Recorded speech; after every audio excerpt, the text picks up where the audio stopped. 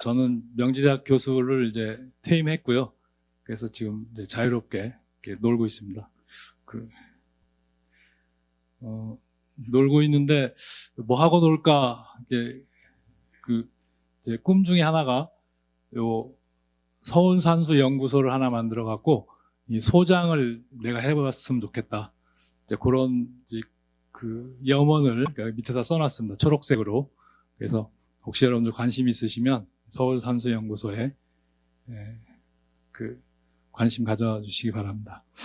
아무튼 오늘 진경산수화는 이제 다 아시다시피 이제 뭐 겸재정선, 인왕산, 금강산, 뭐 단원 김홍도 이렇게 이제 그 다음에 이제 조선 후기 많은 화가들이 이제 우리 땅을 그린 그림 이렇게 이제 알고 있죠. 아무튼 진경산수화의 형식적인 아름다움 혹은 이제 형식적인 특징 이런 것을 살펴보겠습니다. 근데 제가 이 강의는 상당히 많이 하고 다니는 강의여서 지금 중복해서 들으시는 분들도 많으실 것 같은데 걱정입니다. 새로운 게 별로 없어서 어쨌든 복날 피서 겸해서 잘 오셨다고 생각이 들고요. 제가 조용히 얘기를 할 테니까 푹 주무시면서 피서를 즐기시기 바라고요. 지지난달에 박물관 대학 강의할 때 그렇게 얘기했더니 한 분이 진짜 주무셔가지고 강의 끝난 뒤에 똑같은 강의를 어디서 하냐고 이렇게 그런 분도 계셨는데요.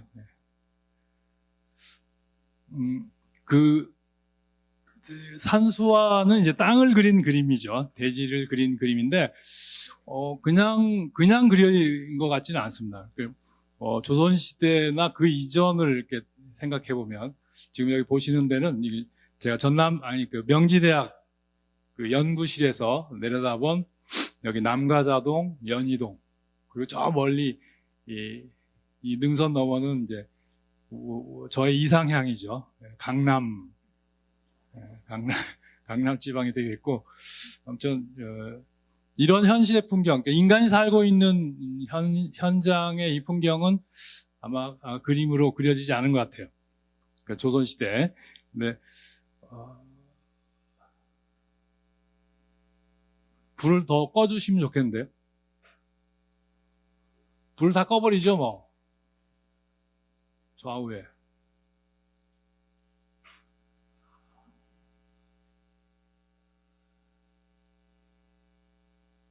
더 꺼도 될 것 같은데.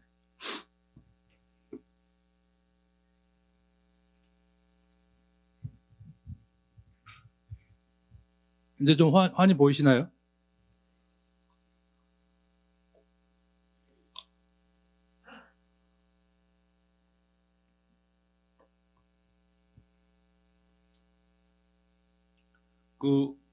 혹시 여기 보신 기억 나세요? 이거. 네. 저만 봤나 봐요.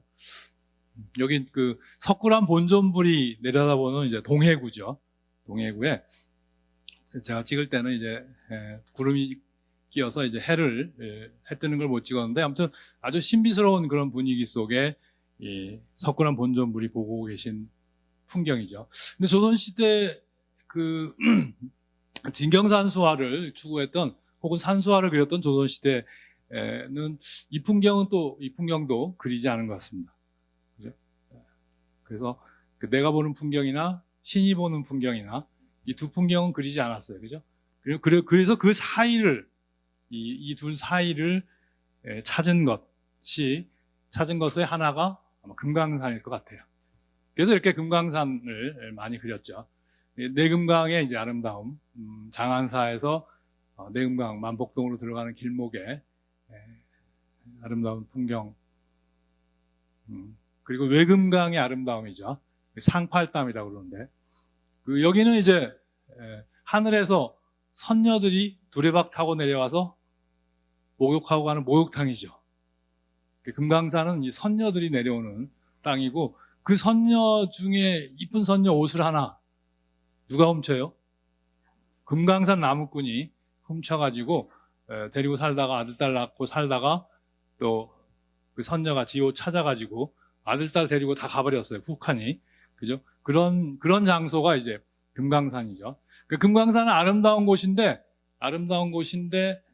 가서 살려니 나무꾼 되기는 그렇고요. 그죠? 그 다음에 또 나무꾼도 괜찮은데 또 선녀가 잘 살다 그냥 가버리고 이런 아주 애매한 곳이에요. 그래서 유람하는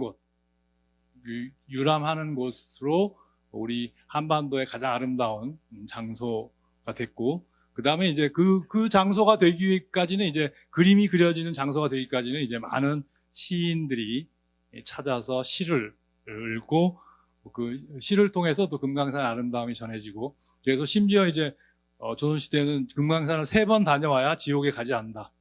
이렇게 이제 불교의 산으로도 그 위치를 이렇게 갖고 있고 그랬죠. 그 다음에 조선시대에 이제 그 산수화의 중요 대상이 된 것은 서울입니다. 서울. 바로 이제 서울 도성과 그 주변을 그린 1850년경에 해동지도첩에 있는 경도 오부, 서울 한성부 오부가 동서남북 중앙의 한성부가 관리하는 서울의 전체, 지금 서울의 전체 모습하고 비슷하죠. 근데 옛날 우리 선조들은 이 한강 이남에 이 강남이 이렇게 발전하리라고 생각 못했던 것 같아요. 그래서 한강 이남을 관악산 남한산성의 이 부분을 굉장히 축소해서 그렸어요. 대신 뭐를? 산을 강조해서 그렸죠. 산을. 그래서 바로 이런 산을 강조해서 그린 것이 이제 조선시대 한양 수도가 사람이 사는 터지만 사람이 사는 아웅다웅하고 싸우면서 그야말로 이 똥 싸면서 사는 그런 곳이지만 이런 산을 배경으로 그리고 강을 앞들에 두고 한 곳에 이제 설정을 한 거죠. 이게 이제 바로 유람, 금강산을 유람하는 것과 나무꾼의 은둔처를 함께 생각할 수 있는 이상향으로 주거 생활 공간에서 통합할 수 있다고 하는 그런 생각 아래 이 서울 수도로 정해서 이 서울이 지금 굉장히 아름답습니다. 그죠? 지금 빌딩 숲에 가려서 잘 안 보이지만 아름다운 곳이죠. 요거 이제 1750년대에 그려진 서울 도성과 그 주변의 풍광을 그린 지도인데 지도 같아요? 그림 같아요? 그림 같아요. 그죠?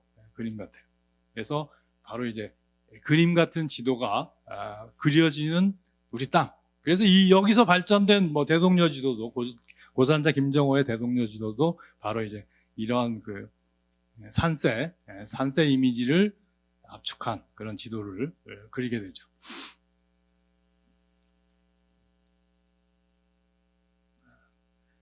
그래서 강남보다는 강북의 산세를 강조한 지금 풍광을 보고 계신데 이건 그냥 그대로 산수화 같아요. 그죠? 오른편 위에 그 도봉산 색깔을 달리했어요. 북한산, 인왕산, 백악, 낙산, 남산. 요건 이제 블루로 칠하고 주변에 곁다리는 그린으로 칠해서 중심과 주변을 이렇게 가름했는데 바로 이제 이 도성 안에서 본 거, 도성 밖에서 본 거, 그 모습을 이렇게 복합해서 지도로 세계 지도 역사에서 우리나라 지도처럼 이렇게 산수화풍의 아름다움을 갖춘 지도가 많지 않아요.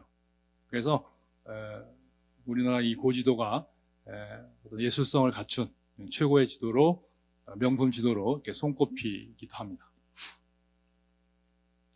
저는 개인적으로 이 지도를 좋아해서 제가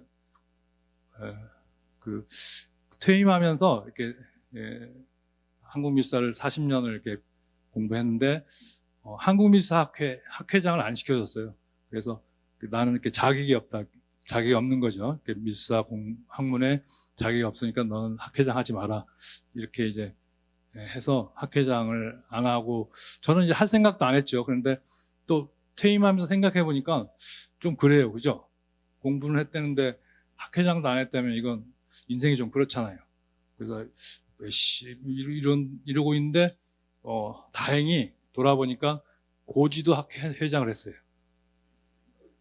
그래서 그걸로 이제 만족을 했는데, 그게 이제 회화사 전공자가 고지도 학회 회장을 할 만큼 우리나라 고지도가 뭐예요?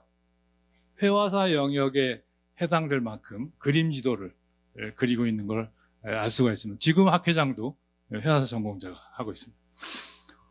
아까 이제 사회자가 소개를 했는데, 제가 퇴임 2년 전부터 서울산수연구소장을 하고 싶어서 이 서울산수 그림의 현장을, 옛날 겸재정선의 그림 현장을 답사하면서 저도 하나씩 그려봤어요. 지도식으로도 그려보고, 저도 인왕색도 시절의 인왕산도 한번 그려보고, 이렇게 해서 이제 책을 지난달에 냈고요. 지난달 말에 냈고, 17일부터 22일까지 이런 거 광고해도 되는지 모르겠는데, 그 인사동의 노화랑에서 개인전을 해요. 이 39점을 모아놓고 개인전을 합니다. 혹시 관심 있으시면 보시고, 여유 있으시면 사놓으시면, 먼 후대 가면 겸재 인왕산 그림하고 내 인왕산 그림하고 같이 누군가 비교해서 설명할 수도 있겠다 싶어요. 그죠? 서울을 돌아보면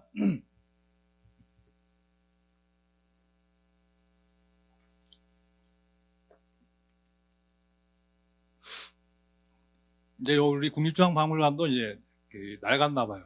낡아가지고 지금 우리 환등기 이 기계가 자칫 일제시대 만들어졌나 지금 이런 생각이 드는데, 색깔을 전혀 못 받쳐주네요. 어쨌든 보현봉이죠. 제가 보기에는 서울을 쭉 2년 동안 서울을 밟으면서 생각해 보니까 서울의 중심은 이 보현봉인 것 같습니다. 보현봉, 왼편으로 능선이 이제 문수봉, 그죠? 저 뒤가. 그래서 보현봉과 이 문수능선이 이 서울의 중심이고, 이 보현봉이 아마 제가 보니까 서울의 랜드마크 같아요. 그래서 형제봉, 그 다음에 이제 이쪽으로 그 승가사 능선, 그 다음에 이제 삼각산 능선, 이렇게 이제 이어지죠. 잘 아는 평창동이 되겠고. 이 보현봉을 중심으로 지은, 그러니까 경복궁 다음에 이제 창덕궁을 건설하면서 바로 이 창덕궁 설계를 이 도남문에서부터 이렇게 그 보현봉에다 맞추어서 설계를 하고 있어요. 그래서 종로 탐가에서 도남문으로 걸어 올라가면 그 도남문 위에 능선, 그 지붕 능선 위에 있던 보현봉이 가까이 갈수록 그 보현봉이 이 문 안으로 들어와요. 이렇게 들어오죠. 그래서 전혀 반응을 안 하시네요. 아니 이렇게 바뀌면 뭐 반응을 좀 하셔야. 굉장하죠? 이 광경을 보셨다. 나도 봤다. 몇 분 안 계세요. 그죠? 몇 분 안 계세요. 보기 힘들어요. 이 어도 인근만 볼 수 있는 문이라 여러분을 보기 힘들어요. 근데 이거를 제가 한 10대 번 이상 가서 찍어서 이 사진이 나온 건데, 바로 이 문 기둥이 그대로 이제 액자가 되죠. 액자가 되고, 저 보현봉과 능선 봉우리가 이제 하나의 화면이 되고, 그대로 오려내서 캔버스에 옮기면 산수화가 되는 거죠. 그래서 이 산수화의 제일 큰 어떤 이론은 차경이죠. 차경. 경치를 빌려다가 내 공간에 옮겨 놓는 거죠. 이게 이제 그 산수화. 이 자연, 내가 살고 있는 이 자연 풍광의 아름다움을 그 내 생활 공간에서 즐기는 거죠. 그냥 앞에 보는 것처럼 그냥 보는 보현봉하고 내 생활 공간, 내가 임금의 입장에서 돈화문을 들어가는 과정 속에서 저 보현봉을 보고 들어가는 거예요. 우리 조선시대 하면 유교사회, 불교사회. 유교사회예요. 그죠? 근데 보현봉은 불교 이름이에요, 유교 이름이에요? 불교 이름이에요. 그죠? 보현보살과 문수보살은 누구를 보좌해요? 석가모니를 보좌하는 보살이에요. 그러니까 내가 이제 여길 들어갈 때 저 보현봉과 문수봉, 왼편의 문수봉 라인을 보면서 나는 뭐가 되는 거야? 네, 석가모니, 부처님 같은 존재가 되는 거죠. 임금, 그러니까 유교 임금이지만 불교의 이 명칭이 싫지 않은 거죠. 그러니까 이름을 바꾸지 않았어요. 되게 이런 뾰족한 형태의 봉우리면 조선시대의 문필봉, 이런 이름을 흔히 썼는데 그런 이름을 쓰지 않고 보현봉, 문수봉을 놔두고 임금인 내가 들어갈 때 저 산을 내 것으로 만든 거죠. 근데 이거를 서울 지도나 당시 서울 지도나 서울 그림에서 이 보현봉을 뚜렷하게 드러내지는 않았어요. 너무 불교 명칭이라 그랬는지 드러내지 않고 생활 속에서 숨겨놓고 그 길을 받았던 것 같아요. 그러니까 여러분도 잘 모르는 거죠. 그래서 제가 보기에는 여기 1차적으로 광화문보다 여기 다 싹 정비해서 정말 넓은 광장으로 하고 이 풍광을 정말 해질녘의 풍광은 최고예요.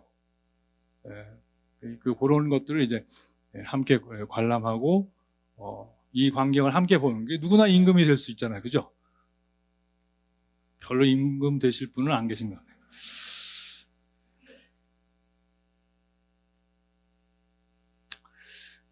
이렇게 이제 이 설계는 박자청이라고 하는 고려 말에 이제 노비 출신이고 무관 그 태종 때 무관으로 공조 판서, 지금으로는 건설부 장관을 하면서 이 창덕궁을 설계했다고 이렇게 전하는데 아무튼 엄청난 굿 아이디어죠. 이게 이제 산수를 그러면서 이제 생활 속에서 산수화를 즐기는데 내 생활 공간에서 본 풍광을 그린다. 이 보현봉을 그린다는 생각은 조선시대 내내 500년 동안 화가들이 한 번도 해본 적이 없어요. 생활 속에 있는 자연은 그냥 자연으로 놔두고 당시 조선을 이끌었던 사대부 관료들, 고위 관료들은 다 산수의 이상을 중국에다 두었죠. 그래서 노현명의 무릉도원이나 소동파의 서호나 적벽 혹은 이 소상팔경류를 즐겼죠. 그러니까 조선이 지금 이건 1585년 그 선조 때 70 넘은 고위 관료들 잔치하는 장면의 병풍 그림이에요. 6폭인데 8폭이었겠죠. 아무튼 이런 소상팔경도 이렇게 중국 땅의 그 이상을 준 거죠. 그리고 이제 차경해서 그것을 내 방 안에 화첩으로 방안을 장식하기도 하고 화첩으로 즐기기도 하고 하는 그런 삶이 조선시대 이 산수화, 진경산수화를 발전시키게 한 요소가 되죠. 사대부 관료의 입장에서는 현실의 삶이라는 것은 70 넘어서까지 이제 고위 관료를 하면서 인생의 명예와 부와 권력을 다 가지고 있었지만 아무튼 이 속에서 사는 인생이라는 게 이제 좀 그렇죠.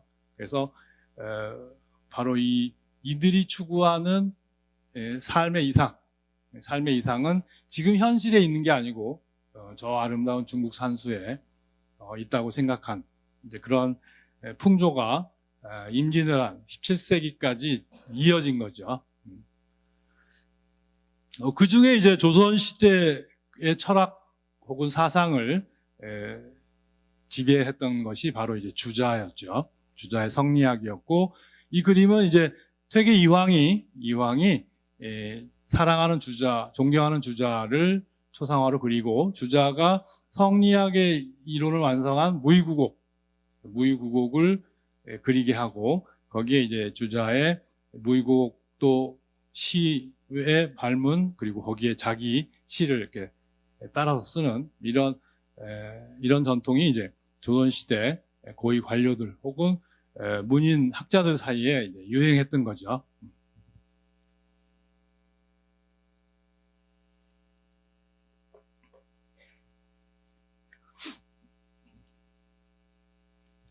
그다음에 이제 그런 무위국옥도들이 이제 특히 이 선조 연간까지 혹은 이제 조선 후기까지도 내내 크게 유행을 하게 됩니다. 그래서 많은 이제 서울과 시골에서 무위국옥도들이 이제 즐겨 그려지게 되는데 재밌는 거는 조선 500년 동안 조선의 학자 관료들이 주자를 그렇게 흠모하고 존경하고 사랑하면서 주자 성지순례단을 조직해서 답사팀이 안 만들어져요. 아무도 답사를 안 갔다 왔어요. 무의산에. 그 희한하죠? 괜히 얘기했나 보다. 아니 이렇게 좋아하는데 왜 답사를 안 갔을까요? 돈 엄청나게 있었고 이 칼제비도 다 동원할 수 있었고 중국의 여행이라는 건 이 수로로 이렇게 해서 쉽게 강남을 갈 수 있었고 다 알면서도 안 갔어요. 그게 조선의 학문과 예술을 만든 틀이다, 중요한 틀이다 이런 생각을 해봐요. 거기에 빗다면 우리는 20세기 이후에 와서 너무 일본이나 이 미국 유학이 강세였다. 이런 대비가 또 되죠. 그래서 저는 젊었을 때는 이런 거를 이제 생각하면서 나는 절대로 외국을 나가지 말아야지. 조선시대 퇴계나 율곡이나 그죠? 다산이나 성호나 한 발자국도 안 나간 이 조선을 안 나간 이런 위대한 학자들을 떠올리면서 나도 안 나가야지 했는데 망할 2001년부터 나가기 시작했습니다. 그래서 이 무위국옥도 갔다 올 수 있었어요. 그죠? 아마 퇴계나 다산이나 이 무위국을 갔다 왔으면 인생을 포기할 수도 있었을 것 같아요. 그죠? 안 갔다 온 게 다행이다. 이런 생각도 하게 됩니다. 우리한테는 없는 풍경이죠. 그 중에 이곡 옥녀봉. 생기기는 남근처럼 생겼는데, 남자 성기처럼 생겼는데, 옥녀봉이라는 이름을 붙인 거 보니까, 옥녀가 제일 좋아하는 것, 뭐 이런 이미지 같아요. 그죠? 네. 그래서 저도 하나 스케치를 해봤습니다. 여기서 이제 그 주자가 이 무위국옥에 뱃놀이 하면서, 은둔하고 뱃놀이 하면서 자연을 닮은 인간, 자연과 더불어 아름다운 인간이 되고자 했던 그런 마음을 한마디로 표현한 게 무위산수 쾌락입니다. 무위산수 쾌락. 이거 보고, 쾌락이라는 건 이제 지금 우리가 쓰고 있는 쾌락하고는 조금 의미가 다를 수도 있겠다 싶은데, 어쨌든, 즐기는 거죠. 즐거움, 혹은 즐기는 것, 산수를 즐기는 것을 통해서 성리학이란 체계를 혹은 인간다운 덕성을 이렇게 쌓으려고 했던 거죠. 그거를 이제 조선시대 문인들이 현지에 가보지 않고 늘 이제 머릿속에 그리는 그런 역사를 우리가 조선시대에서 볼 수 있는 거죠. 뱃사항 중에는 이제 처녀 뱃사항도 있었는데 저는 안 걸렸어요. 그 퇴계가 주자의 무위국옥과 닮은 안동의 낙동강 면에 낙동강 도산 구곡을 경영하게 되죠. 그 도산 구곡을 경영하는 가운데 그 퇴계가 있던 공부방이 지금 도산서원이 된 거죠. 그거를 겸재가 그린 거예요. 겸재가 계상정고도라는 그림이죠.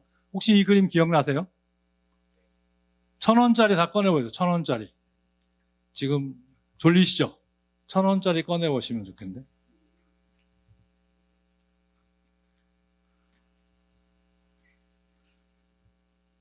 전혀 반응을 안 하시니까 저도 강의하기 싫네요.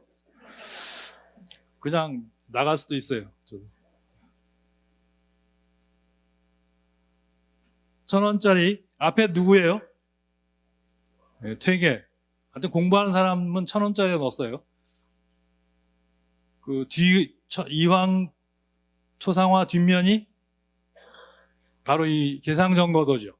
그래서 저는 1,000원짜리에 이 겸재정선의 계상정고도가 들어가는 걸 보고 야 이제 겸재정선이 국민의 화가가 되겠다 싶었는데 안 되더라고요.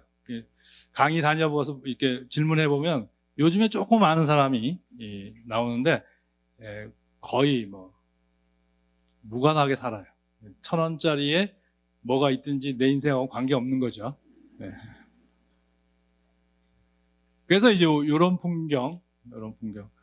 여러분 반응이 없는 데다가 기계마저 낡아갖고 지금 색깔이 전혀 안 나오네요. 안 받쳐주네요. 이 환장 왔네.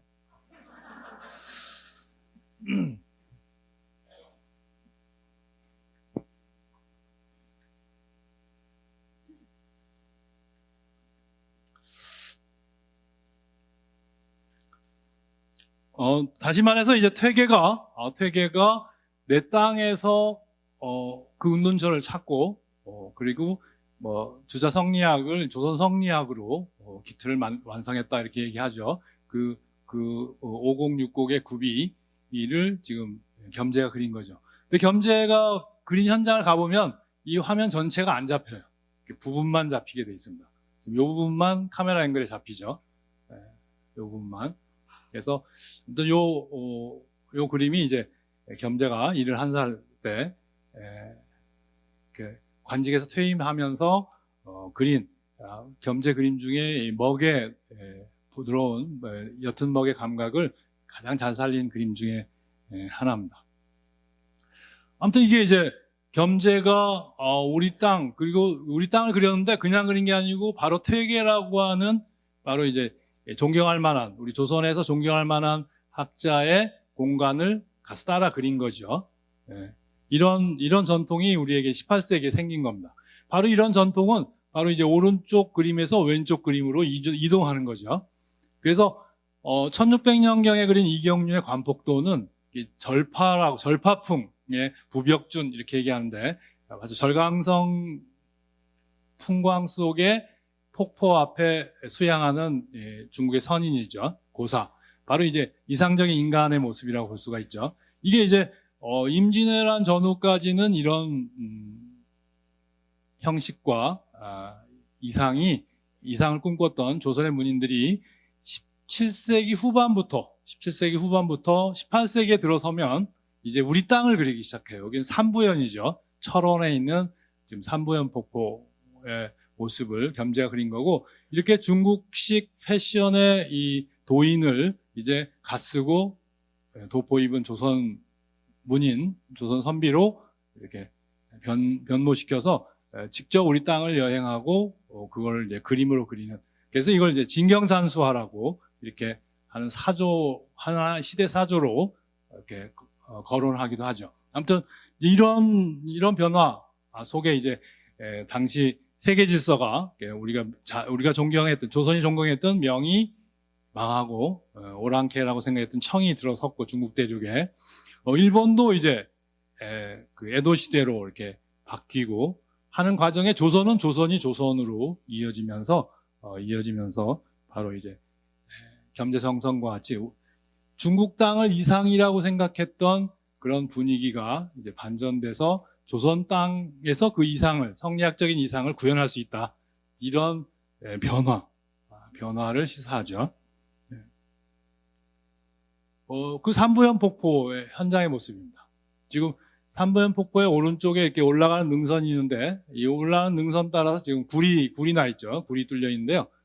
그 굴이 뚫린 공간하고 폭포하고 보면 굉장히 넓은 풍경을 어떻게 그렸어요?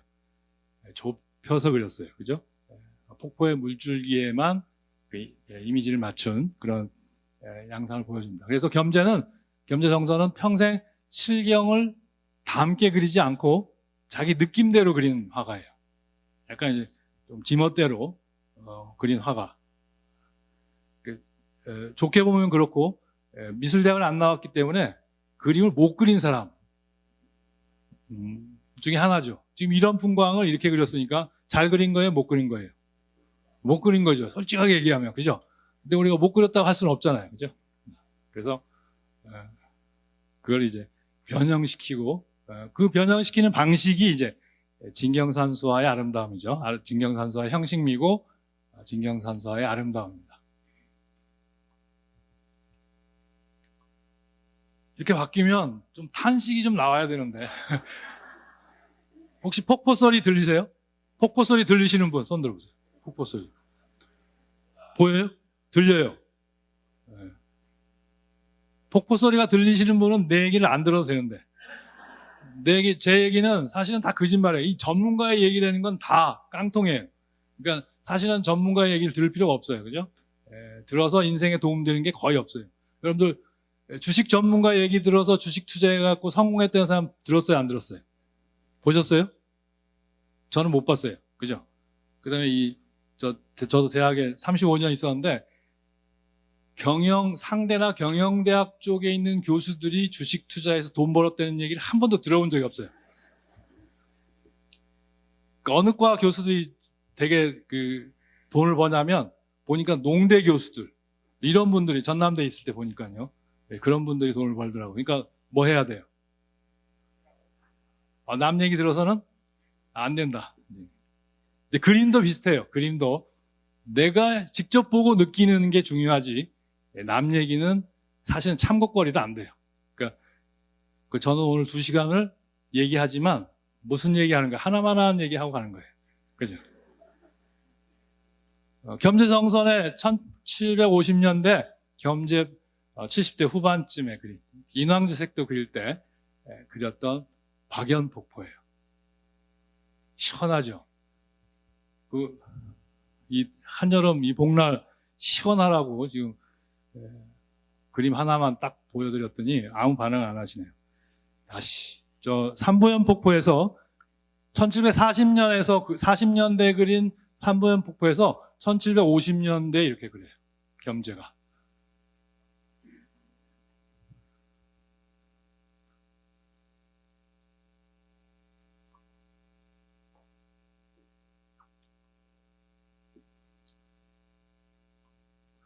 제가 여러 전국 강의를 다 다니는데 지역별로 특성이 다 있어요. 그래서 반응이, 우리나라 청중들의 반응 없음은 아주 유명해요. 세계적인데 그중에 제일 반응이 없는 데가 이제 충청도라고 하죠. 충청도.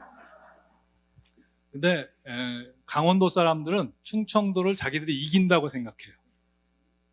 충청도보다 강원도가 훨씬 더 반응을 안 해요. 그다음에 제주도 사람들은 또 웃긴다고 그래요. 웃기지 말라고 그래요. 강원도보다 훨씬 더 반응을 안 하는 게 제주도라고 그래요. 한 달 전에 부산대학에 가서 1, 2학년 학생들 놓고 강의하는데 반응을 안 하더라고요. 그랬더니 부산대가 반응을 안 한다. 오늘 보니까 부산대보다 여기가 더 심하네요. 이 용산이 더 심해요, 지금. 그죠? 자, 이 박연폭포의 실경이죠.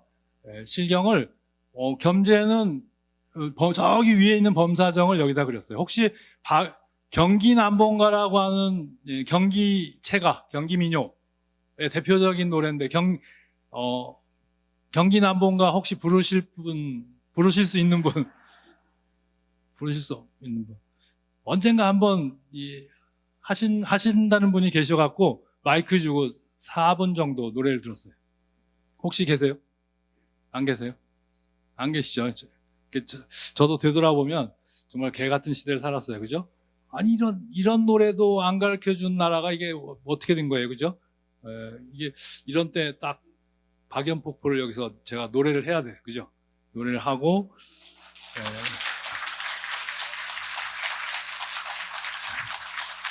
노래를 못하는 거 아시면서 박수 치는 거죠. 이게 이제 범사정을 여기 갖다 놓고 지 맘대로 옮겼어요. 그죠? 친구들이 겸재는 도수를 부린다. 그죠? 지 맘대로 옮겨다 그리는 거죠. 고모담, 박연, 그리고 이 우람한, 이런 가벼운 질감을 막 이렇게 우람하게 해서 폭포 소리감을 평면에 담은 거죠. 이미지를 담은 거죠. 그런데 같은 시기에 1757년경에 표암 강세왕이 그린 박연폭포를 보면 거의 시각적으로 비슷하죠. 오히려 또한 폭포가 위로 갈수록 어떻게 됐어요? 투시원근법도 적용했어요. 서양화식으로 좁아지는 그런 모습으로. 이렇게 눈으로 본 대로 그리는 방식하고 느낌을 강조해서 그리는 방식하고 이렇게 같은 시기에 이렇게 대비가 돼 있어요. 대비가. 이게 이제 저 영조 시절, 그죠? 영조 시절 우리 진경산수화 시대에 나타나는 두 가지 큰 그 경향이라고 볼 수가 있죠. 형식이라고도 볼 수가 있고, 그게 어떤 게 더 좋다? 뭐 이건 뭐 얘기할 수가 없고, 둘 다 이제 장점을 가지고 있는 거죠. 강세왕의 이 눈으로 본 대로 그리는 이 방식은 좀 더 근대적인 방식으로 가고, 이 강세왕이 이 눈으로 본 대로 풍경을 사생하는 방식을 미술대학 나온 제자에게 가르쳤죠. 그 제자가 누구예요? 단원 김홍도. 단원 김홍도에게 눈으로 대상을 보는 것을 그리는 것이 옳겠다라고 가르쳤고, 그것을 이제 김홍도가 10대 미술대학을 들어가서 도와서 화원이죠. 미술대학을 겸제는 안 나왔고 단원은 미술대학을 나왔다 이렇게 강의를 했더니 또 한 분이 문자를 보내서 근데 조선시대에 미술대학이 있었나요? 뭐 이렇게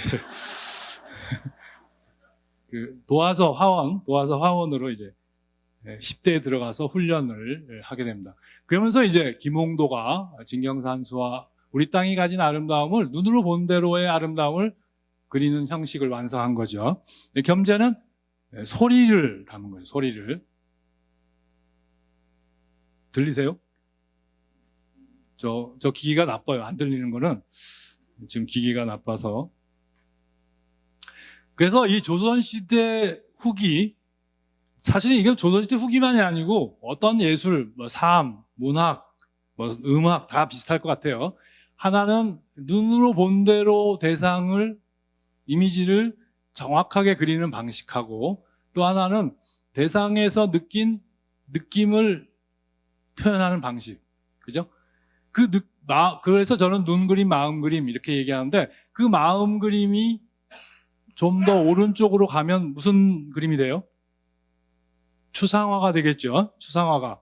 그래서 추상화와 구상화의 그 중간 지점이 조선시대 후기의 마음 그림. 윤두서에서 피마준의 깔끔한 이런 필법, 이인상, 그다음에 강세황, 우리 기추사 김정희의 세한도, 소치허련 이런 그림들이 이제 마음 그림으로 이렇게 변모하는데, 지금 요 남정산수풍은 이 마음 그림은 그냥 마음 그림이죠. 겸제처럼 대상에서 느낀 마음 그림이 아니에요. 이제 그래서 조금 더 이제 그 현대 쪽으로 현대적인 그런 감성을 뭐 담았다 이렇게도 해석하는데, 어쨌든 이제 조선적인 형식에서 좀 멀어지는 그런 또 양상을 보이죠. 눈으로 본 대로 그리는 그림은 이제 초상화, 풍속화. 그 다음에 이제 윤두서가 그 시작점에 있는데, 자화상을 그린 윤두서 시작점에 있는데, 바로 윤두서가 조선 지도를 그렸던 데 비해서 같은 시기에 겸제정선이 진경산수화, 우리 땅을 지도로 그리는 방식하고 예술적인 대상으로 삼았던 방식하고가 18세기에 같이 출현하게 된 거죠. 이게 이제 조선시대 후기 조선적인 회화 형식, 예술 형식을 만드는 그런 시절에 한 전체적인 경향, 1700년경부터 1900년까지 그를 한 화면에 이렇게 담아봤습니다. 눈으로 본 대로 그린다고 했을 때 풍경화의 그 시작은 네덜란드에서 시작을 하죠. 로이스탈이라고 하는 네덜란드 풍경화의 대표적인 화가죠. 그 풍경 제가 실제 가서 찍은 풍경인데요. 교회가 있고, 성당이 있고, 풍차가 있고, 그 다음에 양떼와 바로 이제 네덜란드는 눈으로 본 대로의 색을 그린 거죠. 서양화가 갖는 특징이고, 바로 네덜란드의 이 간척 땅, 그죠? 간척한 땅의 풍경을 그리면서 풍경화라는 용어가 생기기 시작했어요. 여러분들 풍경화 그러면 영어로 랜드스케이프 그러죠. 랜드스케이프 페인팅 혹은 랜드스케이프 이렇게 얘기합니다. 그죠? 랜드 페인팅이라고 안 해요. 그 랜드스케이프라고 하는 전미사가 붙은 거, 스케이프가 붙은 거는 바로 네덜란드의 땅이 무슨 땅이에요? 간척한 땅이죠. 그죠? 댐을 쌓아서 만든 땅. 그래서 그 댐으로 자연을 인공적으로 만들어서 땅답게 만들어가지고 풍요를 일군 네덜란드 사람들이 그 자랑스러움을 그린 거죠. 근데 여러분들, 우리나라 화가 같으면 이런 지평선이 있는 풍경을 그려요, 안 그래요? 잘 안 그릴 것 같아요. 그죠? 예, 그릴 게 별로 없어요. 예? 뭐가? 지평선이, 예. 있죠. 저기, 부안이나 정읍 쪽 가면, 지평선이 있죠. 근데 그거 안 그렸어요. 조선 500년 동안에도 전라도 땅이 진경산수로 그려진 적이 없었고, 그 이후에도 별로 그려진 적이 없어요. 이거 우리 취향에는 안 맞는 거죠. 그죠? 그리고 또 서양화와 우리는 이제 이 자연색을 먹으로 재해석을 했고, 또 하나는 하늘이요, 하늘. 하늘을 겸재정선의 목멱산인데, 목멱산 능선 위에 있는 구름은 그렸어요, 안 그렸어요? 안 그렸어요. 근데 이 사람들은 그렸어요. 그죠? 이게 이제 동양하고 서양화의 또 차이 같습니다. 그래서 이 산허리를 감도는 구름으로 구름을 표현했지, 산능선 위에 있는 하늘은 그리지 않은, 어떻게 보면 하늘에 대한 절대성을 변하는 것, 구름이라고 하는 변하는 것을 허상으로 본 거죠. 그 허상은 그리지 않는다, 뭐 이런 생각이었는지도 모르겠어요. 그래서 동양 사람하고 서양 사람이 풍경화 그리는 방식이 크게 달랐어요. 그게 바로 이제 오른쪽에 폴 세잔느가 전통적인 형식으로 그린 빅투아르 산이고요. 그 다음에 왼편은 겸재정선이 그린 남산 풍경입니다. 장안과 남산 풍경. 큰 차이는 뭐냐면 근경에 있는 소나무예요. 그죠? 소나무. 세잔느는 소나무를 화면 위아래를 꽉 차게 소나무를 앞에 걸고 빅투아르 산을 그렸어요. 그러니까 이렇게 보려면 화가 그린 사람은 그림 밖에 있는 거죠. 그런데 겸재정선은 소나무를 근경에 낮게 작게 그렸어요. 바로 그거는 화가가 이 소나무 밑에 있었다는 거죠. 그죠? 그래서 이 차이가 이제 커요. 이 차이를 이제 우리가 이제 흔히 얘기해서 서양은 인간과 자연, 나와 대상을 대립적으로 생각했다라고 하는 거하고, 동양은 인간과 자연, 나와 대상을 한 화면에 함께 생각했다. 이렇게 이제 해석을 하긴 하는데, 비슷할 것 같기도 하고 아닌 것 같기도 하고 잘 모르겠어요. 어쨌든 요 차이가 크죠. 요거는 150년 차이가 나요. 그런데 중요한 거는 세잔느가 요 앞에 소나무를 고민하기 시작해요. 50대 후반부터 60 전후에서. 실제 자연에 가보면 소나무가 커요, 산이 커요? 산이 크죠? 근데 왜 소나무를 크게 그려요? 이상하지 않아요? 그거는 르네상스 때부터 생긴 서양 사람들이 도식화해낸 투시 원근법이라고 하는 방식에 따라서 그린 거예요. 그대로 보여서 그린 게 아니고. 그죠? 그래서 이제 우리는 겸재식으로 자연을 생각하고, 여러분들 학교 다닐 때 미술 시간에 풍경화 그릴 때 겸재식으로 그림을 그려본 사람이 없을 것 같아요. 그죠? 그렇게 가르친 사람은 우선 없었어요. 저도 미술교사를 2년 해봤는데 그렇게 안 가르쳤어요. 그러니까 나도 나쁜 사람이에요. 그래서 겸재는 그걸 고민하기 시작한 거예요. 왜 산이 큰데 소나무를 크게 그려야지? 이게 이제 핵심이었어요. 좀 약간 미친 사람이죠. 그 서양 사람들의 생각으로 보면. 그래서 이제 드디어 세잔느가 바로 요 근경에 있는 소나무를 없애버렸어요. 그리고 빅투아르 산을 강조해서 그래요. 비베뮤 언덕 위로 솟은 빅투아르 산. 제가 2001년에 답사 가서 찍은 사진. 그래서 이제 소나무가 없는 거죠. 내가 그리고자 하는 빅투아르 산에 집중을 하게 되고, 그러면서 겸재가 그린 장안 풍경하고 세잔느가 그린 장안 풍경이 비슷하게 만나요. 그래갖고 제가 2002년 1월에 제가 아까 2001년에 처음 해외여행을 나갔다고 그랬는데, 유럽 가서 다른 데 안 가고 세잔느의 이 액상프로방스 가서 답사하고 이런 답사기를 썼어요. 자연을 대하는 같은 감명, 다른 시선. 겸재와 폴 세잔네를 이렇게 비교했었어요. 이때 이제 겸재 정선이 산수화를 그릴 때 핵심, 임천지심, 이거는 이제 곽희가 말한 얘기죠. 곽희의 산수론이죠. 핵심 산수론인데, 숲과 샘의 마음으로 그린다. 내가 남산을 그리면, 내 마음으로 남산을 그리면 안 된다 이거죠. 남산의 마음으로 그려야 한다. 남산의 마음이 느껴져요? 혹시 남산의 마음이 느껴진다? 그런 분도 간혹 계세요. 바위하고 대화하고, 나무하고 껴안고, 이런. 혹시 안 계세요? 그걸 이제 겸재가 배운 거죠.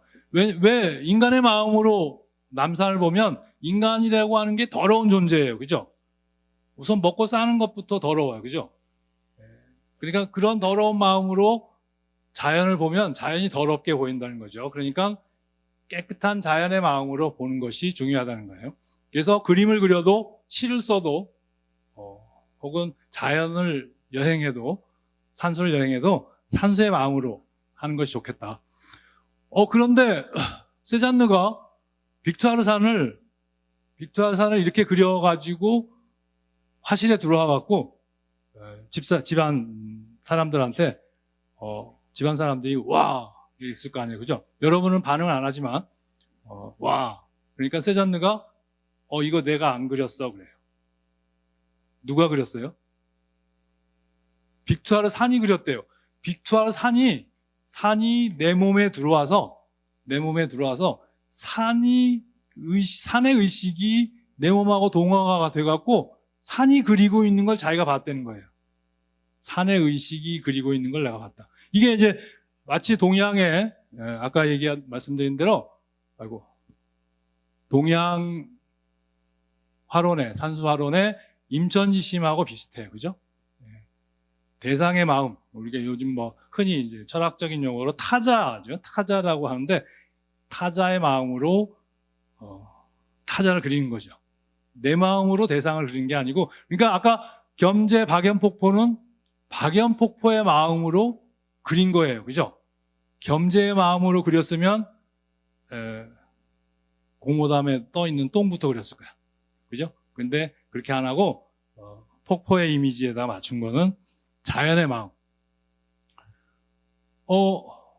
그러니까 이제 세잔느는 나중에 거의 정신 이상에 비슷해지죠. 신경정신과 치료를 받아야 될 정도가 되는데, 아무튼 그게 지금 현대 철학, 현대 예술의 핵심 이론이 되죠. 핵심 이론이 되고, 그래서 지금 제일 그림값이 비싼 사람이 누구예요? 세잔느죠. 최근에 가장 비싼 그림이 세잔느 그림의 카드놀이 하는 사람들이 3천억, 우리 돈으로 3천억 넘게 호가를 했어요. 여러분들은 별로 돈하고 관계없이 사는 분들은 그래서 저는 그때 2001년에 답사기를 쓰면서 세잔느가 1,000억 할 때 겸재도 한 100억이나 했으면 좋겠다 이렇게 생각했는데, 아직 아까 개상정거도, 우리 1,000원짜리에 있는 개상정거도 그림이 23억에 시작해서 27억인가에 팔린 게 아마 그게 제일 비싼 그림인 것 같아요. 그래서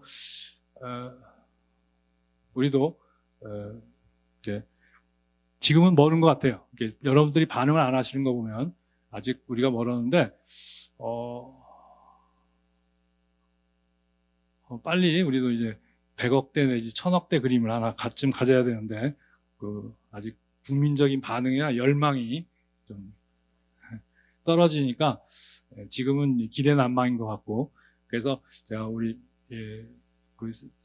세잔느의 그 의식 이론이나 우리 겸재가 박연폭포를 그렸던 생각이 거의 같아요. 그러면 이미 150년 전에 현대 예술가들의 생각을 겸재가 했으면 그만큼 뭐예요? 위대한 거죠. 위대한 거죠.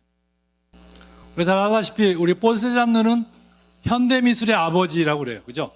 물론 서양 사람들이 서양 미술학자들이 쓰는 사람마다 다르더라고요. 현대 미술의 엄마라고도 하고 현대미술의 아빠라고도 하고 무슨 차이가 있는지 모르겠는데 어쨌든 그렇게 되면 이러한 빅투아르산의 이건 서양 미술사가들은 100%다 뭐라 그래요? 미완성작 이렇게 얘기해요. 근데 우리가 보기에는 이건 미완성작이 아니고 세잔느가 일부러 여기 이 순간에 붓을 뗀 거예요. 왜? 겸재처럼 하려고. 그죠? 그 세잔느가 겸재를 알았으면 조금 고민을 좀 덜 했을 텐데 이 신경 안정제를 좀 덜 먹었을 수도 있어요. 그죠? 근데 잘 몰랐어요. 그래서 이제 그랬는데 어쨌든 세잔느가 현대미술의 아버지면 혹은 엄마면 겸재 정서는 할아버지예요. 그죠? 네, 할아버지. 그러니까 빨리 우리가 겸재를 현대미술에 뭘로 만들어야 돼? 할아버지로 만들어야 되는데 제가 능력이 부족해서 그걸 못했네요. 그래서 이 폴 세잔느와 겸재를 갖고 이 세계 시장에 한번 나가볼까 생각했는데 제가 전혀 영어가 안 되는 사람이에요. 그래서 누군가 해줄 사람을 찾았는데 잘 안 되더라고요. 그래서 에이 누군가 하겠지, 그죠? 누군가 하겠지. 그래서 이 세잔느와 겸재전을 제가 국내에서 한번 해보고 싶었어요. 해보고 싶었는데 세잔느 그림이 워낙 비싸요. 보험가를 해결할 방법이 별로 없어요. 그래서 포기를 했었는데 어쨌든 앞으로 뭐 국립중앙박물관이 하겠죠, 그죠? 수채화예요. 지금 세잔느의 빅투아르산을 그린 수채화하고 그 수채화풍으로 그린 겸재정선의 금강대, 청학대, 소향로, 대향로, 만폭동의 핵심을 그린 거예요. 여러분들 그 두 개 놓고 가지려면 세잔느의 수채화 같겠어요? 겸재 이 그림 같겠어요? 세잔느 같겠어요? 그 현실적 뭐 값 차이가 나니까 이 세잔느는 아까 세잔느 수채화 100억대고 이건 뭐 한 그냥 헛억대 뭐 이렇게 되니까 당연히 세잔느를 가져야죠. 네. 세잔느 못지 않죠. 이렇게 감각적으로 예민한 그림들을 그 대상을 눈에 본 대로가 아니고 느낌대로 변형해서 그리는 이런 방식을 겸재정선이 완성한 거죠. 그래서 우리 산수와 랜드스케이프라는 게 같은 의미로 해석이 됩니다. 아무튼 랜드라고 하는 것에 스케이프가 붙은 게 풍경화예요. 네덜란드에서 시작이 됐고요.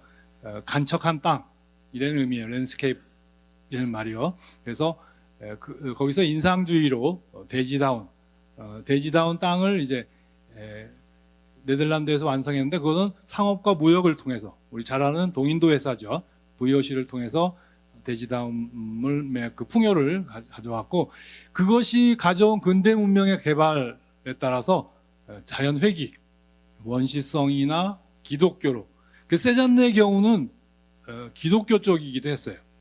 원시성도 같이 가지고 있었고 우리가 잘 아는 폴 고갱은 어디로 갔어요? 타히티로 갔어요. 타히티로. 빈센트 반 고흐는 어디로 갔어요? 아르르? 아르르 가긴 했는데 거기보다는 자기 내면으로 갔죠. 그죠? 자기 내면으로. 그래서 이제 사실 묘사에서 르네상스 이후에 사실 묘사에서 형상 붕괴로 갔죠. 그러면서 우리는 이 중국의 당송 때부터 시작해서 임천, 숲과 샘에서 조선 15세기 은자, 문인, 와유 그래서 이제 수묵으로 그리는 새 속의 생활 공간에서 수묵으로 그리는 그림으로 시작을 다 함께 시작한 게 아니고 다르게 시작을 해서 관념 형상을 과장하고 관념을 표현하면서 마음을 그린 거죠. 마음을. 그래서 풍경이라고 했을 때 동양의 산수화는 풍에 해당되고 바람에 해당되고 서양의 풍경화는 랜드스케이프는 경에 해당되는 것 같아요. 볕.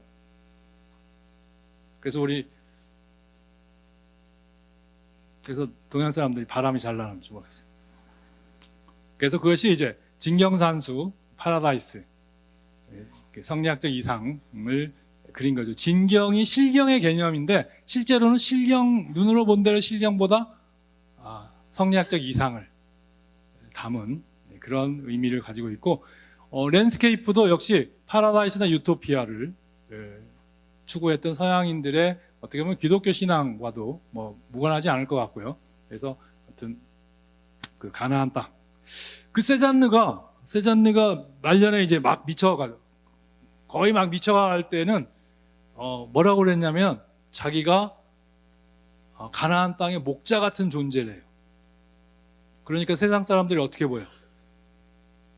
가장케 보였어요. 그죠? 그래서 세잔느는 평생 친구들하고 악수를 안 했어. 왜? 문명화된 저 더러운 인간들 그랬어요. 문명의 때를 갖고 있는 더러운 존재들. 그래서 빅투아르 산의 의식이 자기 몸에 들어왔다고 본 거예요. 그죠? 네. 그러니까 겸재가 임선지심을 추구했듯이 세잔느가 그랬던 것 같습니다. 아무튼 그래서 이제 겸재 정선이 금강산을 그릴 때 방식, 진경산수화의 중요 방식을 찾아가겠습니다. 제목이 단발령 망 금강전도, 단발령에서 바라본 금강산 전체다. 그래서 요 근경의 오른쪽에 있는 게 단발령이고, 그 다음에 이제 왼편에 있는 멀리 구름 위로 떠 있는 게 금강산이죠.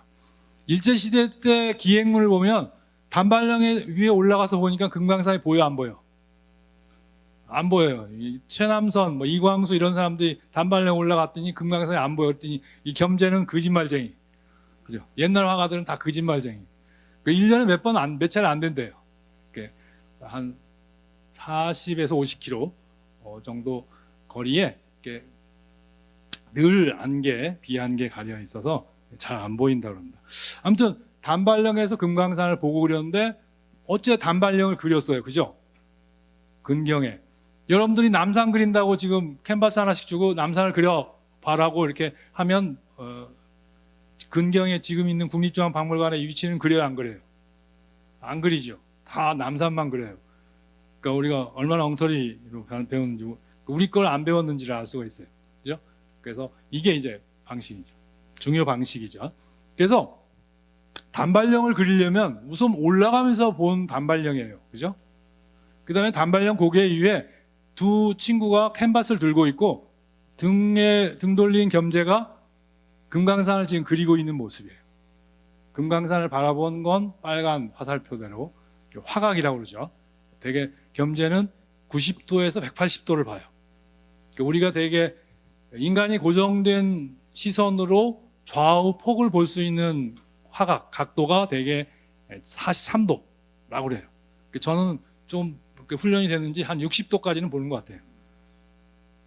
사실 거짓말인데 하고 나니까 멋쩍네요. 그래서 이제 바로 이 나와, 그죠? 내가 있는 위치하고 내가 그리고자 하는 대상을 한 화면에 담으려면 시선을 어디로? 제3의 시점을 찾아야 돼요. 그게 드론 시점이에요. 드론. 그래서 겸재 정선 시대에는 헬리콥터가 있었어요, 없었어요? 없었어요. 그죠? 그러니까 부감하는 거, 부감법. 그 다음에 조감도라는 건 뭐야? 조자는 세조자예요. 감은 눈, 그죠? 새 눈으로 본 것처럼 그렸다는 거죠. 이게 이제 조감도예요. 그래서 이 부감은 이제 상상하게 되죠. 내가 있는 위치에서 대상을 보고 그리면서 내 위치를 올라가면서 본 이미지를 엮어서 대치시켜 놓은 거죠. 이게 이제 조선 후기에 우리가 조선 후기에 이제 뭐 우리 사상, 우리 철학, 우리 시, 우리 그림, 그러니까 조선 그림, 조선 시, 조선 음식, 조선 패션, 그죠? 조선 건축 뭐 이런 것들을 이렇게 추구해 나가면서 시락 사상이 뭐 이렇게 전개됐다 이렇게 얘기하는데 그들 시락파들 가운데 대부분이 물론 한두 명은 빠진 사람이 있지만 대부분이 이런 주장을 해요. 인성, 물성, 동성론. 인간과 산과 본성이 같다는 거죠. 그래서 그런 이론을 어떻게 보면 겸재가 도식화했는지도 모르겠어요. 이거는 이제 겸재가 이론가에서 도식화한 게 아니고 감각적으로 했던 거라고 봐야죠. 그다음에 겸재는 지금 시대로 보면 엄청난 디지털 아티스트예요. 합성하는 배가요. 합성. 겸재는 지금 장안사 입구부터 장안사 비용교를 거쳐서 장안사에서 내금강으로 이렇게 빨간 화살표 이동하는 대로 이동하면서 본 풍경을 합성한 거예요. 합성. 맨 아래 비용교 위치 올라가는 데서 본 비용교 이 사진과 장안사에서 본 내금강 풍경은 제가 찍은 거예요. 98년도에. 가운데는 이제 장안사가 이제 6.25 때 폭격으로 다 산화돼서 일제시대 사진으로 대치했는데 비용교에서 찍은 사진이에요. 그 세 장의 사진을 합성해서 하나의 그림이 나오는 거예요. 그죠? 그리고 그거의 합성은 뭘로? 조감도로. 그죠? 드론의 새 눈으로 합성을 한 거예요. 이게 이제 지금 디지털 시대에 이 최고의 예술가가 될 수 있는 게 겸재정선이에요. 근데 이 겸재정선의 후예들은 잘 안 하고 있어요. 그죠? 왜 안 하는지 모르겠는데 저도 전남대 시절에는 이제 실기하는 미술과 학생들을 가르쳤는데 이 망할 것들이 안 들어요. 말을. 겸재처럼 그려봐라. 이렇게 30년을 가르쳤는데 화가 하나도 안 나왔어요. 인생 정말 헛살았어요. 그죠? 그래갖고 내가 한번 그려보자. 이제 이번에 그래서 이제 그려본 게 지금 그렇습니다. 아직 모르겠어요. 그렇게 해서 이제 옮기면서 본 풍경을 한 화면에 원형구도 안에 집약시킨 게 금강전도예요. 근데 여기 백운대에서 중양성 넘어 비로봉이에요. 지금 백운대에서 중양성 넘어 비로봉이에요. 중양성은 법기보살, 단무갈보살이라고 하는 보살이 1만 2천 명의 권속을 데리고 중양성에서 이상향을 구축한 곳이 금강산이에요. 화엄경에 나오는 중요한 산이죠. 그래서 여러분들 노래에 금강산 뭐라 그래? 1만 2천 봉. 그게 이제 법기보살이 데리고 있는 1만 5천 명의 권속들. 그런 의미예요.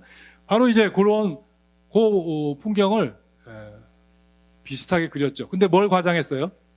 비로봉을 과장했어요. 왜? 금강산의 주인이니까. 그죠? 금강산의 주인이니까 주인을 과장해서 이렇게 그리고 왼편에 미점, 오른편에 바위산 1만 2천 봉의 바위산은 수직준으로 붓을 세워서 쭉쭉 내리긋고 해서 이렇게 음양으로 해석하기도 하고 음의 필법, 양의 필법 이렇게도 이제 해석하기도 하고 어쨌든 장안사부터 저 비로봉까지를 걸으면서 봤던 이미지들을 한 화면에 이렇게 쏟아낸 거죠. 그 쏟아낸 걸 이렇게 부채에 그렸어요. 부채. 아마 70대 후반쯤에 그린 것 같아요. 좋죠? 근데 왜 좋다고 안 해요? 다시 해볼까요? 이거 괜히 거의 끝날 무렵인데. 이 금강산 1만 2천 봉을 이렇게 부채에 그려요. 부채. 와! 최고네요. 이래야죠. 그래야 겸재 그림이 100억대를 가지. 그죠? 좋죠. 이거 겸재가 제가 그린다고 생각하면 한 25분쯤 걸린 것 같아. 그죠? 밑점으로 푹푹푹푹 짙은벅 밑점으로 토산을 그리고 바위산을 쫙쫙 그려서 이게 어디가 비로봉, 이게 비로봉인지 이게 비로봉인지 잘 모르겠어요. 쫙 그러면서 겸재는 금강산을 가서 그린 게 아니고 젊었을 때 갔다 온 금강산을 추억해서 그린 거예요. 그죠? 뭘 추억했을까요? 막 붓질하면서 겸재가 추억한 금강산은 뭘까요? 예? 산의 마음? 그 산의 마음이라는 게 있어요, 없어요? 없을 것 같아요. 없을 것 같다고 제가 강의하다가 한 할머니한테 혼났어요. 나무하고 대화하시는 할머니한테 걸려갖고 아주 야단 되게 맞았어요. 어쨌든 물소리 바람소리였을 것 같아요. 그죠? 바람소리. 금강산을 걸으면서 겸재가 온몸으로 받았던 바람. 그 바람 같아요. 그죠? 그 바람을 쏟아서 그리니까 저 부채질하면 뭐가 쏟아져? 어디 봐라. 금강산 바람이 막 쏟아지는 거죠. 그죠? 그걸 이렇게 이미지한 거죠. 그래서 바위산을 이렇게 이미지한. 그 겸재가 미술대학을 안 나왔지만 대천재죠. 그죠? 그 미술대학을 나왔다 안 나왔다는 별 의미 없어요, 사실은. 그죠? 그러면서 이제 겸재는 우리 땅을 그냥 그리지 않고 변형해서 그리기 시작하면 초기부터. 그래서 1740년대 관동 팔경에서 이 영남 지역 명승을 그리는 과정에 제가 1979년에 처음 이 사진을 갖고 성육을 사진을 갖고 울진 성육을 현지 답사를 갔던 기억이 나요. 가서 그림을 딱 현장에서 펼쳐보니까 이건 아니에요. 그죠? 아니 이런 개구라가 어디 있어요? 그래서 제가 그로부터 한 30년쯤 뒤에 겸재 진경사수 논문 쓰면서 구라체다. 겸재화법은 구라체다 이렇게 했죠. 그런데 토산하고 바위산하고 이렇게 붙어 있는 거를 분리시켰어요. 그죠? 그러니까 겸재는 자기가 내가 살고 있는 이 조선이라고 하는 땅이 아름답다고 생각했고 그걸 그려야 되겠다 하는 위대한 생각을 가졌는데 가서 현장에서 보니까 뭐가 2%가 부족한 거예요. 그죠? 왠지 부족해. 왜? 중국의 그동안 송대, 원명, 청대에 이르는 그 중국 화가들이 그린 관념적인 그런 산수화들이 공부했을 때 그 쌓여있던 그 이미지들이 남아있는 거죠. 그죠? 그러니까 눈으로 본 대로 그린다는 것보다 그걸 변형해서 그렸는데 왜 이런 변형이 이루어졌는지 저도 이제 늙어서야 깨달았네요. 보니까 성류굴의 굴이 음이니까 거기에 뭘 세운 거야? 양을 세운 거야. 그죠? 양을. 옛날에는 그냥 우리 원어로 이렇게 얘기했는데 요즘엔 잘 못하겠어요. 하도 인터넷에서 하도 야단 맞아갖고. 그러니까 음량론자예요. 음량. 바로 이제 성리학의 원류죠. 음량으로 대상을 바라보는, 대상을 재해석하는 거죠. 그래서 이제 거의 실경하고 비슷해요. 왕피천을 따라서 흐르는 산세가 비슷한데 유난히 바위만 강조해서 굴하고 대립하는 거죠. 그러고 보니까 이제 겸재가 취직도 풍수론으로 시작했고 그 다음에 지금 현재 풍수론자의 그 선조, 그 원조를 쭉 항맥을 쭉 찾아보면 겸재정선이 큰 스승으로 나온대요. 그러니까 겸재정선이 우리 땅을 재해석한 거죠. 이게 되게 이제 북종산수법, 부벽준을 변형한 정묵법, 그다음에 피마준과 태점 혹은 미점 산수를 즐겨 썼다. 그래서 남종산수, 북종산수를 이제 결합했다는 거죠. 그러면서 이제 겸재정선은 숨은 이런 그 남근바위 이런 것들을 빼놓지 않고 그렸어요. 이거 어디 있는지 아세요? 청와대 뒷산. 청와대 뒷산에 부하, 비둘기바위라고도 하고, 부암이라고도 하고, 그래서 요 건너편이 요 뒤쪽으로 가서 보암동이죠. 그거를 이제 남자 성기처럼. 좀 그렇죠. 그러니까 되게 좋아했던 것 같아요. 그래서 겸재정선은 40살까지는 완전히 건달이었어요. 제가 보기에는 과거 시험에 한 2번 보고 떨어지니까 에이씨. 그러고 이제 포기한 것 같고, 이제 마흔에 천문학 겸교수 관상감에 취직이 돼요. 종육품으로 취직이 돼갖고 현직 77세까지 종육품을 해요. 그러니까 만년주사죠. 만년주사고 중간에 과거를 볼 기회가 한 번쯤 중간에 있었을 텐데 그것도 떨어진 것 같아요. 그 중간에 과거를 한번 봐서 급제를 해야 뭐가 돼? 장차관을 해요. 그죠? 판사 참판을 하게 되는데 못한 거 보면. 근데 나중에 이제 장수 84까지 사는데 79에 장수 80을 앞두고 종사품 사도시 첨정에 벼슬을 내리니까 관료들이 난리가 났어요. 그냥 그림이나 그리는 환쟁이 주제에 어떻게 사품까지 올려주냐 그러니까 영조가 뭔 소리냐 하고 이제 80이 되니까 당상관을 줘요. 당상관을. 그다음에 이제 81세에 지중추사를 주고, 이 과정에서 직급을 올려주는 사람은 사실은 영조가 아니고 사도세자예요. 그다음에 이제 돌아가신 뒤에 13년 뒤에 한성 판윤 정경 벼슬을 추증 벼슬을 내려줘요. 그래서 이제 내려준 이유는 엄마가 92에 돌아가셨어요. 그러니까 효자다 그래갖고 이제 높은 벼슬 죽은 다음에 받으면 뭐예요, 그죠? 그러나 이제 집안으로서는 영광이죠. 그래서 겸재정선이 화가로서 그 관료 생활을 하면서 화가로서 어떤 입신의 그 방향을 잡은 것은 제가 보니까 양천 현령 부임이에요.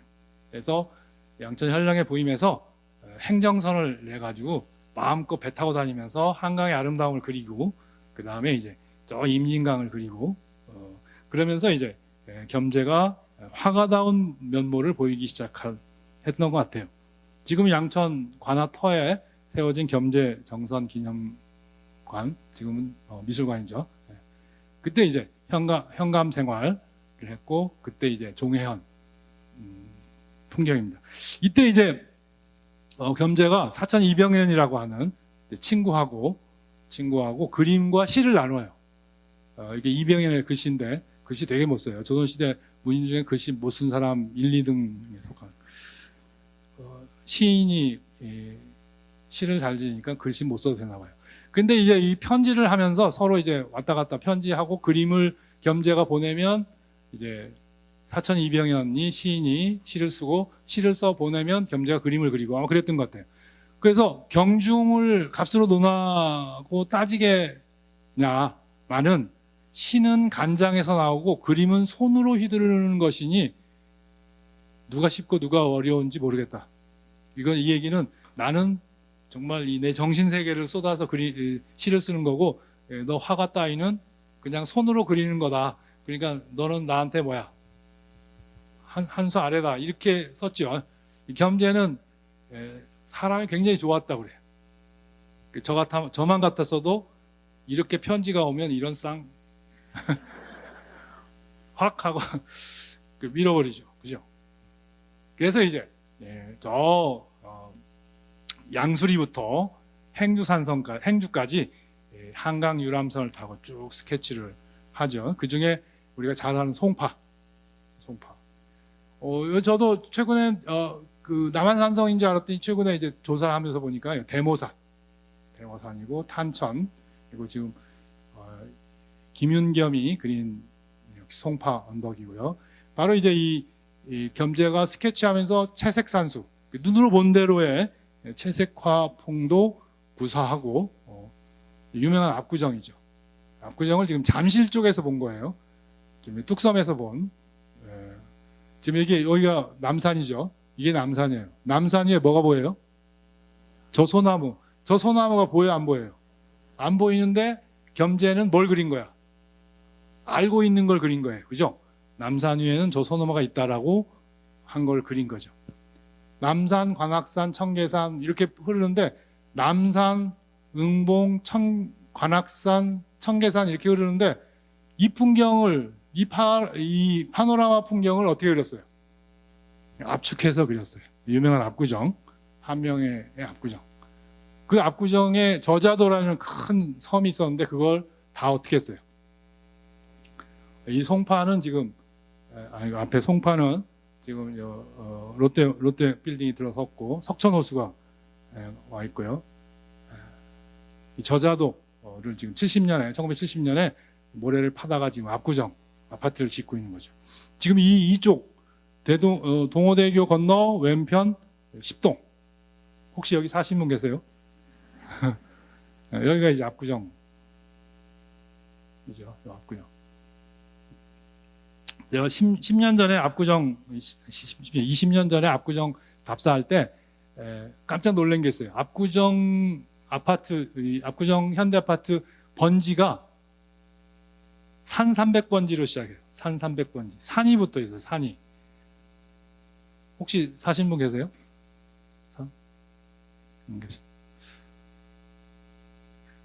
그 산을 깐 거죠. 김석신이 그린 산 언덕의 압구정지 그 산 언덕을 까부수고 뭘로 톨게이트를 만들었어요.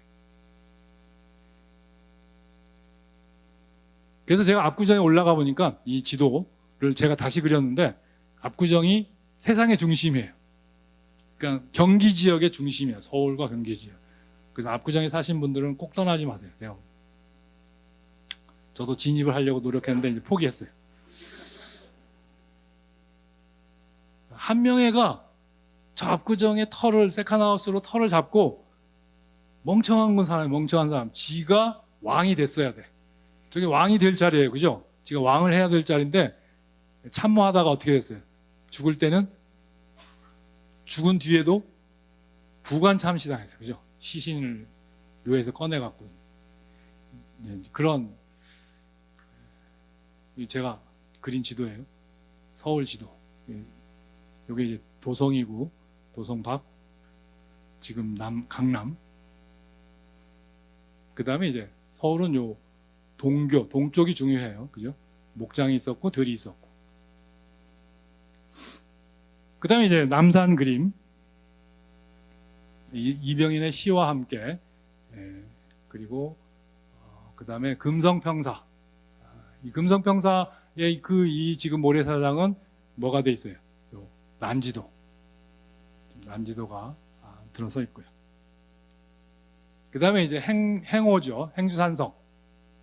이 양천은 현관벼슬이 되게 종육품인데 양천은 종호품이에요. 왜냐하면 임금님이 드시는 여기서 행호에서 잡히는 웅어, 황복, 짱어 이런 것들이 이제 임금 수라상에 올라가는 것들이에요. 그래서 이제 그걸 잡아서 올려야 되니까 이곳 현령은 한 품계가 높아요.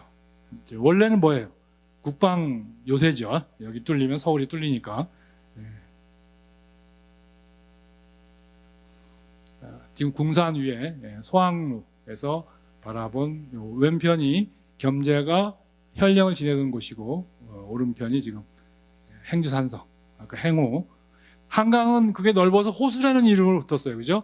여호, 미호, 그 다음에 동호, 남호, 서호, 행호 이렇게 호수 이름을 다 붙여서 서울 한강의 이름을 붙였어요. 70이 되면 현직을 떠나요. 이제 그 지방 관직을 안 하고 이제 서울로 와서 중앙 관직에 잠시 머물, 잠시 벼슬을 해요. 이제 먹고 사는데 도움이 되도록 하는 것 같습니다. 아무튼 겸자도 이제 70 이후에는 좀 자유스럽게 화가로서의 인생이 전개되는 것 같아요. 지금 여기 수성동에 여기 기린교가 새로 발견돼서 여기 지금 군인 아파트가 여기 들어서 있었죠. 그거를 지금 개방해서 지금 원형을 지금 찾고 있죠. 원형을 찾고 있어. 이 바람에 서촌이 땅값이 집값 땅값이 엄청 올랐죠. 그죠? 그래서 저 은퇴하고 이 서촌에 집 한 채 사서 인왕산이나 몽땅 그려볼까 싶었는데 그것도 잘 안 되네요.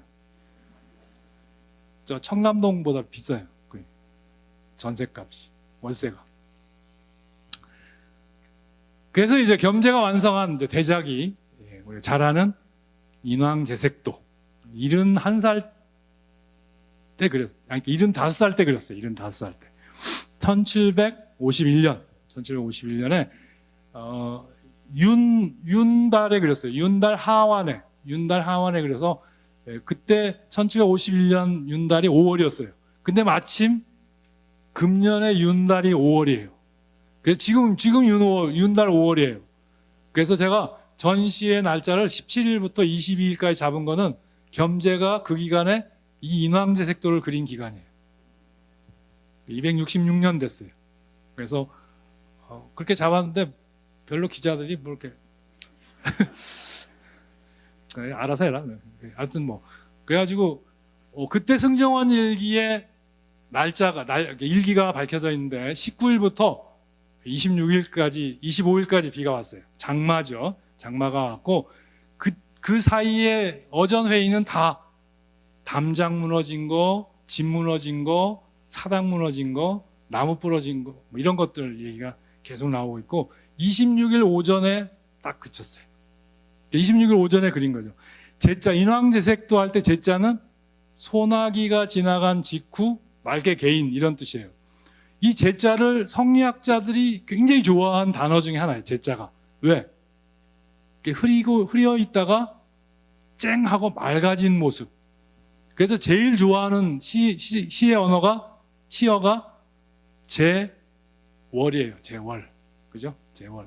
그래서 소나기가 지나간 직후에 보름달이 훅 뜨는 거. 이것을 이제 세상을 명쾌하게 볼 수 있는 성리학자들의 그 이미지예요.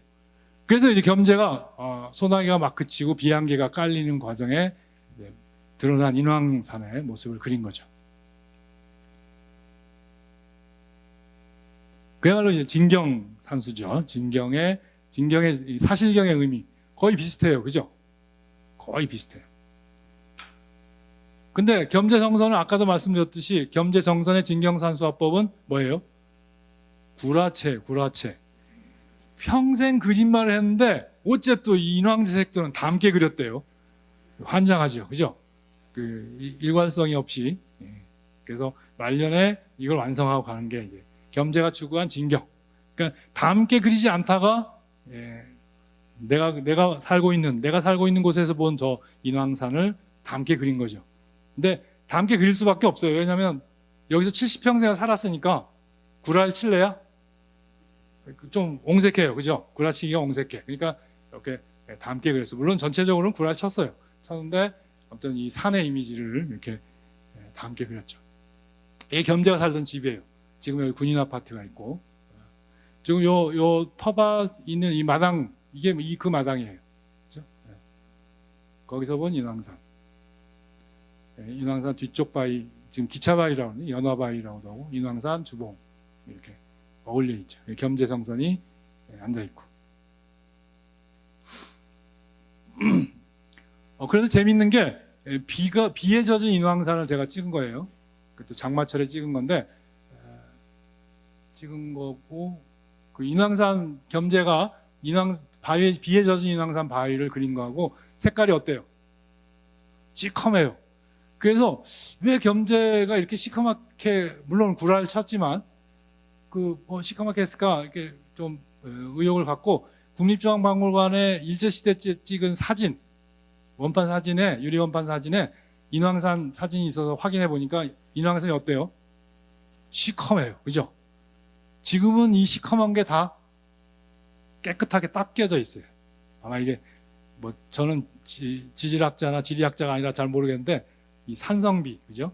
이 공해비가 이끼들을 이렇게 씻어낸 것 같아요. 요거는 이제 일제시대 때 미나미 총독이 동화 청년 단결 이렇게 썼고, 항무국장이 천황에 대한 맹서를 썼어요. 여기다가 새겨서.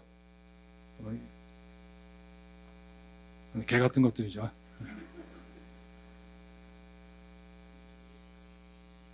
저도 하나 그려봤어요.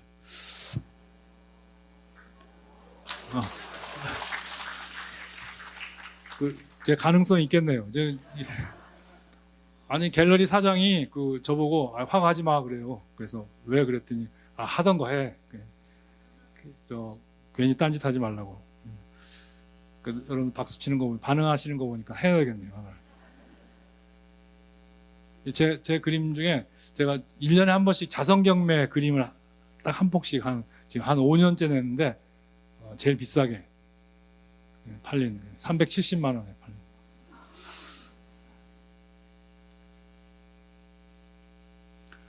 그래서 이제 겸재에서 단원으로 넘어오면서 그림의 스타일이 달라져요. 구룡폭포를 그렸는데 겸재는 폭포는 옆면에서 봤고, 그 다음에 이 능선은 아래에서 위로 봤고, 소는 위에서 아래로 봤어요. 세 개의 시점을 합성한 거죠. 근데 단원은 한 시점에서 45도 정도로 대상을 보고 그려요. 그러니까 능선 위에 멀리 보이는 구정봉을 그린 거죠. 겸재는 어떻게 했어요? 빼버렸어요. 이게 이제 눈으로 본 대로를 그리는데 누구한테 배웠어요? 아까 표암 강세왕에게 배웠는데 강세왕은 미술대학을 안 나와서 이 사실력이 떨어지지만 겸재는 10대부터 훈련을 받아서 대상을 정확하게 그리게 돼요. 이게 이제 겸재가 영조 때 활동한 화가라면 단원은 정조 때 활동한 화가예요. 이게 이제 영조 시절과 정조 시절의 변화를 또 보여주기도 하고, 그 다음에 겸재는 내 이상을, 내가 살고 있는 땅을 통해서 내 이상을 꿈꿨지만 단원은 내 눈앞에 있는 이 자연이, 실경이 이상인 거예요. 이게 이제 영조 때 성호 이익이나 이런 사람이 가졌던 시점에서 연암 박지원이나 다산 정의화경이 살았던 시절의 차이, 변화라고 또 생각이 됩니다. 그러면서 강세왕은 김홍도는 심사정에게도 배워요. 심사정의 필법을 따라서 그리면서 좀 더 김홍도가 정확하게 그리고 있죠. 심사정은 좀 엉성하죠. 역시 미술대학을 안 나왔고 미술대학을 나온 사람. 명경대 바위 왼편에 지장봉, 오른편에 시황봉, 그다음에 황천, 계곡 거의 흡사하죠, 그죠? 그러니까 김홍도의 실경은 답사를 해보면 제가 카메라로 실경을 찍었을 때 김홍도 그림하고 똑같은 구도가 나와요. 이게 이제 겸재는 한 카트 갖고 안 되는 거야. 몇 카트? 최소한 3카트는 돼야 그림 하나가 돼요. 김홍도의 총석정 그림, 원근강, 먹의 농담, 짧은 붓터치로 이미지를, 사실감 있는 이미지를 그려내는 최고의 기법. 여기 이제 이 김경림에게 그려졌는데, 김경림은 당시 역관이자 염상, 소금장수였죠. 조선시대 제일 서울의 경성의 제일 큰 부자가 소금장수였어요. 그러니까 지금의 이건희 정도 되죠. 그 이건희가 그 삼성 재벌이 누구를 후원한 거야? 김홍도를 스폰서한 거야. 그러니까 임금만 한 게 아니고 당시 부자들이, 그러니까 화가가 자연히 나오는 거죠. 그 총석정. 그 다음에 이제 옥순봉 풍경인데, 여기 옥순봉이랑 안 썼어요. 근데 옥순봉하고 똑같아요. 그죠? 안 써도 될 만큼 똑같은 이미지를 그려내고 있는 걸 볼 수가 있어요. 그 겸재 그림은 제목을 안 쓰면 그게 어딘지 잘 몰라요. 근데 김홍도는 제목을 안 써도 이거는 옥순봉이지 라고 알아볼 수 있게, 알아볼 수 있는 풍경을 그린 거예요. 지금 여기 무슨 댐이에요? 충주댐이 잠겨있죠. 잠겨있는 윗부분. 사진이 그대로 담겨요. 그래서 김홍도는 카메라 들고 다니면서 찍어서 그렸다, 이런 생각도 들어요.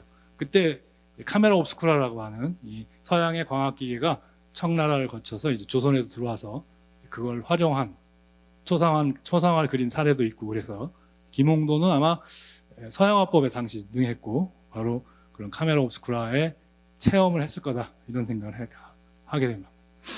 그러면서 이제 김홍도의 진경산수화는 눈으로 본 대로의 풍경과 더불어서 김홍도의 진경산수화법의 아주 핵심입니다. 그죠? 여기 어디 그린 거예요? 이름을 안 썼으니까 몰라요. 그죠? 아까 옥순봉은 유명한 데니까 알아요. 명승이니까 아는데, 여기는 명승이 아니고 뭐예요? 아마도 김홍도가 살았던 집 담장박 풍경이에요. 그죠? 우리가 세터 풍경이에요. 세터 풍경. 지금 2월 보름쯤 막 봄물이 오르는 나무에 보름달이 걸려있는 개울가, 소림명월도라고 하는 김홍도 52살 때 그린 그림입니다.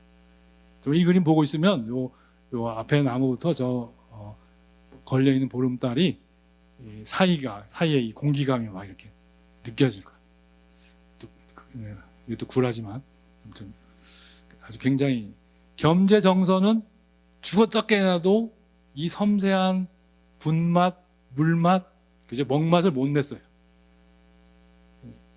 김홍도는 이런 일상의 풍경을 그린 거는, 김홍도가 뭘로 유명해요? 풍속화가로 유명하잖아요. 그죠? 풍속화를 그린 그 솜씨로 내가 살고 있는 그 사람들이 사는 일상의 땅을 그린 거죠. 이게 이제 어떻게 보면 정조 시대에 대단히 중요한 새로 어떻게 보면 그 정조 시대가 지금 막 근대를 어떻게 보면 이 김홍도의 이 그림은 바로 이제 인상주의, 서양의 인상주의를 앞두고 있다 이런 걸 예고하게 해주는 그림이에요. 아까 처음에 말씀드린 대로 소나무가 어때요? 나무를 어떻게 그렸어요? 크게 그렸어요. 아래 화면 아랫단부터 윗단까지 꽉 차게 그렸어요. 그죠? 요게 이제 세잔느가 그린 빅토아르 산이 보이는 아르크 평원의 소나무예요. 이 소나무는 우리 조선 소나무 똑같아요. 그죠?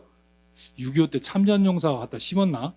뭐 이런 생각이 들 정도인데 바로 김홍도도 서양의 투시원근법 개념으로 어떻게 한 거야? 화가 자신이 어디로 나왔어요? 그림 밖으로 나왔어요. 이게 이제 김홍도의 이제 새로운 변화죠.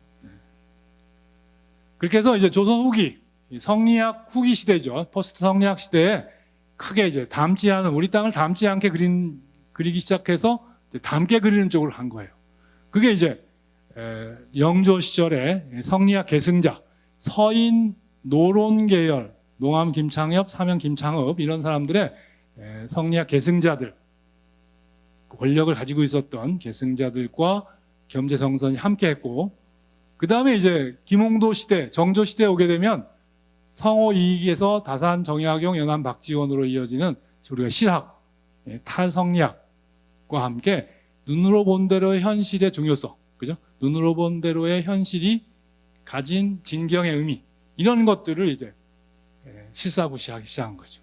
이게 이제 영조에서 정조, 정선에서 김홍도 우리 땅을 그리는 진경산수화 형식의 무슨 철학적인 기반이라고 생각이 돼요. 바로 그것은 뭐가 기반이 돼서 경제성장, 그죠? 경제성장이 기초가 돼서 단원이 그린 도성 밖에서 돈 벌어갖고 엽전 꾸러미를 미고 도성 안으로 들어가는 상인의 모습이에요. 그죠? 이런 풍속화적인 힘이 김홍도에게, 김홍도 시절에 보다 진전된 경제력을 토대로 해서 우리 진경이 내가 살고 있는 땅이 그냥 아름답다. 내가 살고 있는 땅에 2% 부족하다라고 하는 생각을 버리는 그런 양상도 이제 읽게 해줍니다. 그러면서 그게 이제 김홍도에서 신윤복의 풍속화로 이어지면서 우리 땅에서 이제 아름다운 삶이 이어지죠. 그죠? 아름다운 삶이 뭐의 대상이 된 거야? 회화 예술의 대상이 된 거죠. 예술의 대상이 된 거죠. 회화의 소재가 된 거죠. 남녀의 은밀한 만남. 저는 이 그림이 얼마나 중요하냐면 우리 조선시대 그림에 쓰여 있는 시의 한 95%는 다 중국 당송시예요. 조선시가 별로 없어요. 근데 이 시는 조선시에다가 매창, 부안기생이었던 매창에 관련된 시죠. 달 침침한 야삼경에 두 사람 마음은 두 사람만 안다. 그 은밀한 만남. 정말 아름다운 땅이 된 거죠. 그래서 이제 이런 삶이 있었는데 이런 삶이 그전에는 그려지지 않다가 이게 뭐의 대상이 된 거예요? 아름다운 예술의 대상이 된 거예요. 그죠? 진경산수화의 아름다움은 아마 여기서 찾아야 될 것 같아요. 누구나 다 하는 짓이 뭐의 대상이 된 거예요? 예술의 대상이 된 거예요. 그죠? 그래서 이제 우리 민요 중에 산천이 수려해서 뒤를 돌아봤나? 님계신곳이라 뒤를 돌아봤지. 어디 나온 구절을? 혹시 아세요? 정선아리랑에 나와요. 그죠? 자연이 아름답지만 그 자연이 더 아름다운 거는 누가 사니까? 사람이 사니까 아름다운 거고. 제가 아까 압구정 한 명의 압구정 언덕 위에 뜨는 달을 그려본 거예요. 괜찮죠? 아까 인왕산보다는 반응이 좀 없네요. 아무튼 제가 광고를 하나 더 해서 서울 도서관에서 서울이 아름답다 강의를 지난 6월 달에 한 번 했어요. 서울 도서관에서 강의하고 그 강의한 현장에 가고 현장에서 강의하고 강의가 끝난 뒤에 각자 스케치하거나 사진 찍거나 그래서 이제 다 끝난 다음에 전시할 텐데 마침 19일 날 해요. 19일. 7월 22일 날. 19일이 아니고 7월 22일. 여기 잘못됐네. 7월 22일 아니고 7월 19일이에요. 7월 19일. 여기 큰일 났네요. 7월 19일 날 서울도서관에서 인왕지색도 강의하고요. 그 다음에 8월 23일하고 8월 30일 한강 강의를 서울도서관에서 하게 됩니다. 혹시 관심 있으시면 여기는 수강료가 2만 원이래요. 마치고 지난번 남산에서 서울 도성 강의하고 남산에서 제가 그림 그리는 모습이에요. 안산에 지는 해를 제가 한강 너머로 지는 해를 그려봤고 지금 이제 17일부터 22일까지